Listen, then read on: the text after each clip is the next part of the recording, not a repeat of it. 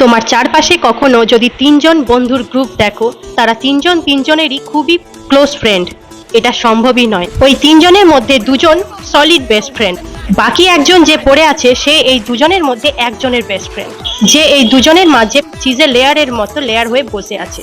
ওই যে ঠিক যেমন দুটো ফুচকা না খেলে তুমি একটা পাও ফুচকা পাবে না, ঠিক তেমন বাড়তিজন ভাবে যে সে খুবই ইম্পর্টেন্ট। ওই যে ওই তিনজনের মধ্যে যে ফাও বসে আছে সে অনেক দূরে থাকে, বাকি দুজন কাছাকাছি থাকে। এই তিনজনের একসাথে হোয়াটসঅ্যাপ গ্রুপ আছে, কিন্তু বাকি দুজন যে আছে নিজস্ব চ্যাটে তারা একে অপরের সাথে চ্যাটে বেশি থাকে। আর ওই যে দূরে একজন ফাও আছে, ও ভাবে যে বাকি দুজন আমাকে বেশি ইম্পর্টেন্স দিচ্ছে। ওই দূরের জন ভাবছে বাকি দুজন আমার সাথে সবকিছু শেয়ার করছে, আমাকে সবকিছু বলছে, কিন্তু না, বাকি যে দুজন আছে তারা দুজন আগে থেকেই সবকিছু ঠিক করে নিচ্ছে, যে তারা ওকে ঠিক কি বলবে, কতটা বলা যেতে পারে, আমাদের কথা কতটা বলতে পারি সেটা তারা আগে থেকে ঠিক করে রাখে। তারা তো আলাদাভাবে ঘুরতে যাওয়ার প্ল্যানও করে, কিন্তু 3 নাম্বার জনকে সবকিছু কিন্তু জানায় না। স্টোরি হাইড করে স্টোরি দেয়, স্ট্যাটাস হাইড করে স্ট্যাটাস দেয়, যাতে ওই 3 নাম্বারটি জানতে না পারে। আর ওই তৃতীয় ব্যক্তি থাকে এই কারণে যাতে ওই যে বাকি দুজন ওকে রোস্ট করতে পারে। What? Oh my god.